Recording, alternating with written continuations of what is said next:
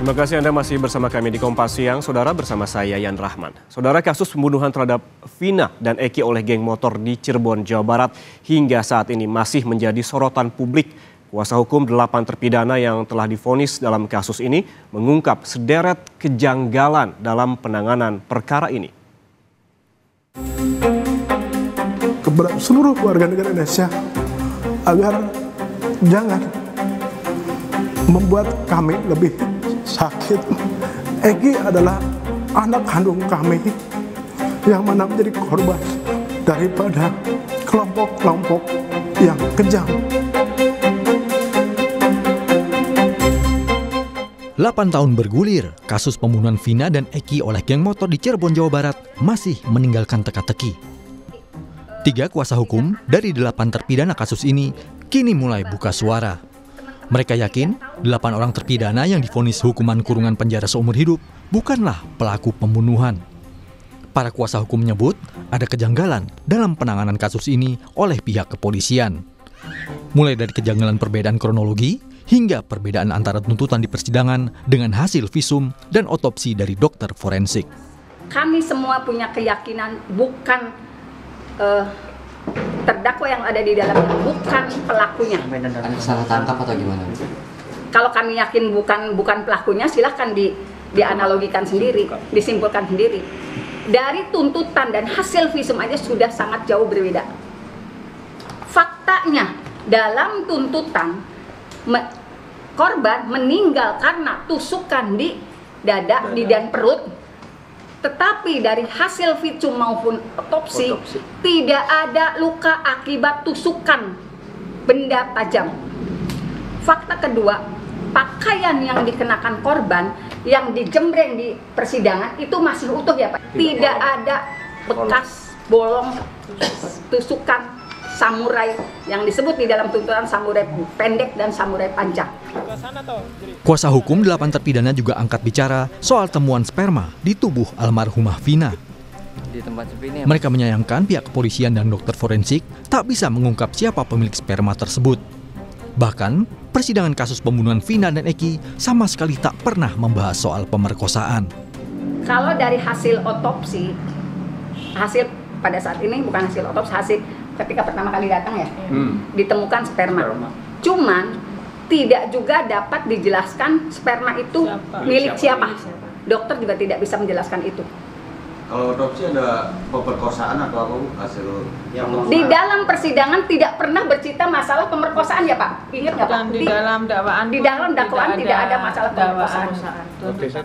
Sementara itu, pasca penetapan DPO 3 buron kasus pembunuhan Vina dan Eki, Kepala Desa Banjarwangunan menemukan 24 nama yang sama setelah 5 hari penelusuran. 24 nama yang sama dengan terduga pelaku yang buron, yakni 15 orang untuk nama Andi dan 9 orang untuk nama Dani. Sedangkan untuk nama Peggy atau Perong tak ditemukan. Petugas mengaku kesulitan dalam mencari pelaku karena data yang diunggah minim, tak disertai foto dan alamat lengkap. Dan mengecek cross-check langsung atas nama yang sesuai dengan DPO itu. Satu yang pertama itu Peggy itu nggak ada cross-checknya di sini. Dan Andi, ada nama Andi itu hampir 15 orang dan sudah di cross-check tidak ada terbukti bahwa yang sesuai dari DPO itu tidak ada terbukti. Dan yang terakhir Dani di kami ada data 9 orang. Di atas cross-check, hasil cross-check langsung ke lapangan dan hasilnya 0 juga, nggak ada. 1 terpidana kasus pembunuhan Vina dan Eki, Saka Tatal yang telah bebas 2020 lalu dalam program Sapa Indonesia menceritakan saat dirinya ditangkap. Saat itu dia masih berusia 15 tahun. Di kantor polisi, dirinya diperlakukan tidak manusiawi dan dipaksa mengaku terlibat kasus pembunuhan Vina dan Eki. Dikasihin, udah ada polisi, saya nyamperin. Saya nyamperin, tiba-tiba langsung ditangkap tanpa penjelasan apapun. Langsung dibawa. Tanpa ada pemberitahuan apa kepada informasi kepada Saka? Nggak ada sama sekali. Lalu di kantor polisi, apa yang ditanyakan kepada Saka? Langsung dibawa ke kantor polisi, entah ruangan apa itu, disatuin. Lalu habis disatuin ada kekerasan sedikit, habis kekerasan ada juga yang dipisah, sama dipukulin juga. Sebelumnya, ayah Eki, Ibtu Rudiana, menyatakan dirinya telah berusaha keras untuk mengungkap kasus ini.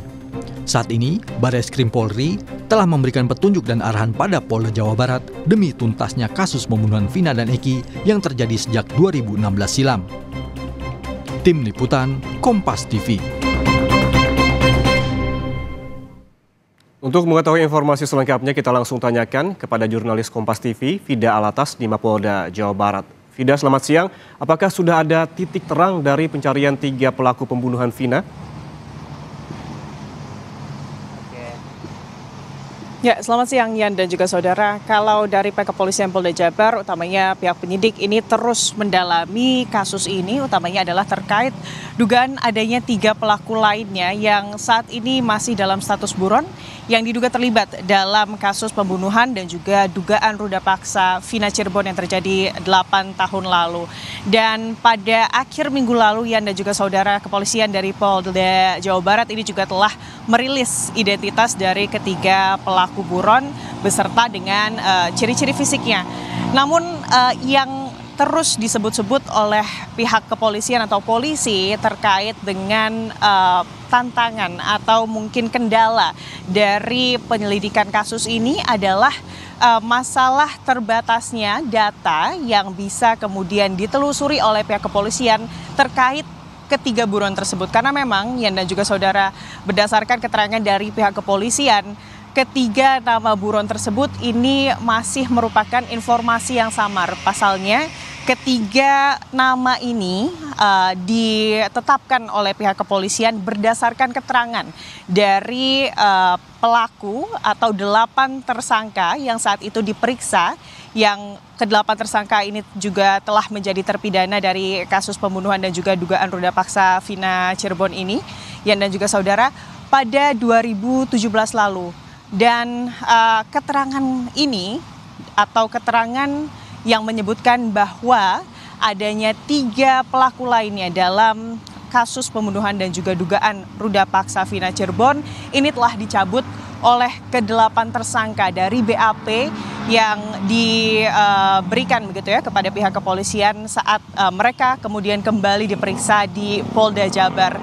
Dan Yan dan juga saudara, kalau kita melihat semakin ke sini sebetulnya makin banyak pertanyaan dan juga teka-teki dari kasus Vina Cirebon, di mana ada sejumlah informasi dan juga fakta-fakta baru yang menyeruak begitu ya ke publik, di mana tadi juga sudah disebutkan fakta-fakta persidangan terkait adanya dugaan kejanggalan dalam persidangan dari kasus pembunuhan Vina Cirebon ini oleh kuasa hukum salah satu terpidana, lalu juga adanya dugaan salah tangkap yang dilakukan oleh pihak kepolisian yang dilayangkan oleh salah satu terpidana yang saat itu memang masih di bawah umur, Saka Tatal, yang saat ini atau sejak tahun 2020 lalu sudah dibebaskan begitu ya, Yan dan juga saudara. Dan inilah juga yang tentunya diharapkan dapat menjadi pertimbangan juga dari pihak kepolisian untuk kemudian penanganan penyelidikan kasus ini, Yan. Ya, sejumlah upaya dilakukan oleh polisi termasuk dengan menyebarkan biodata dan juga profil ketiga pelaku, dan juga ada upaya ataupun desakan dari keluarga agar polisi ini serius menyelesaikan kasus ini. Terima kasih, jurnalis Kompas TV, Fida Alatas melaporkan langsung dari Mapolda, Jawa Barat.